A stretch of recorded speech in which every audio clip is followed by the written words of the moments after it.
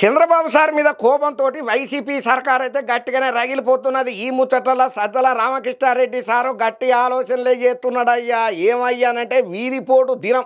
మనకు lover day తెలుసు, mother day తెలుసు, ఫాదర్ డే తెలుసు, రోజ్ డే తెలుసు, చాక్లెట్ డే తెలుసు, కానీ ఈ వెన్నుపోటు దినం ఏంద్ర నాయన అని చెప్పి ప్రతి ఒక్క ఆంధ్ర పబ్లిక్ అయితే చెవులు కొరుక్కుంటున్నారట ఈ ముచ్చట మీద.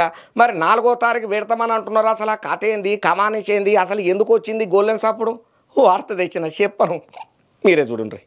ఇక చంద్రాల సర్కారు విధానాలకు నిరసనగా వైసీపీ ఆధ్వర్యంలో జూన్ 4వ తారీఖున ఒక కొత్త కార్యక్రమానికి శ్రీకారం చుట్టిల్లు. వీళ్ళకు వచ్చినటువంటి క్రియేటివ్ థాట్కు ప్రతి ఒక్కరు టేకేబో అని కాంప్లిమెంట్లు ఇస్తున్నారు. అగ్గో ఏమయ్యా గంతగనం గొప్ప ఘనకార్యం, కొత్త కాన్సెప్ట్ అంటున్నావు ఏమా? వైసీపీ పార్టీ తీసుకున్న నిర్ణయం చేయబోయే కార్యక్రమం అంటే జూన్ 4వ తారీఖున వెన్నుపోటు దినం పోస్టర్ను ఆవిష్కరణ చేసిళ్ళు వైసీపీ లీడర్లు.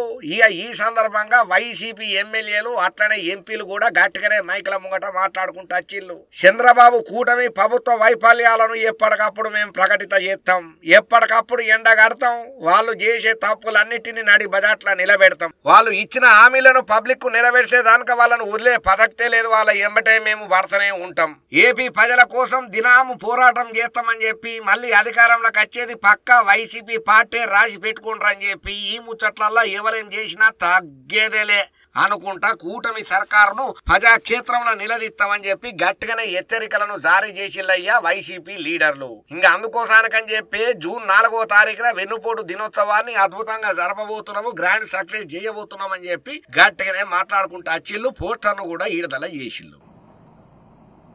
సో ఇంత దారుణమైన ఇది ప్రశ్నించకుండా, ఈ అన్యాయాలను ప్రశ్నించకుండా ఉండే రకంగా హింసాకాండం సృష్టించి తప్పుడు కేసులు పెట్టి అరాచకం క్రియేట్ చేసి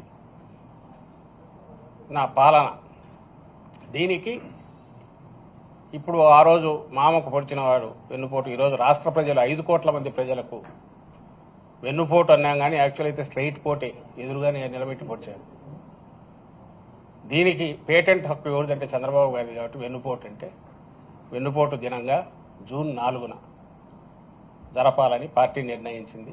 అధ్యక్షులు ఇప్పటికే ప్రకటించారు జగన్మోహన్ రెడ్డి గారు. ఇక వీళ్ళు ఇట్లా పోస్టర్ ఈడదల చేస్తే రకరకాలుగా నెటిజన్లు ఎవరికి దోచినట్టు వాళ్ళు రియాక్ట్ అవుతున్నారు. అసలు పని పాత్రేసి మేము పోస్టర్లు ఈడదల చేస్తున్నాం, రాస్తారోకోలు చేస్తున్నాం, బంద్ చేస్తాం, సర్కారు మీద యుద్ధం ప్రకటన చేస్తాం, గియన్న ఎందుకు అయ్యా?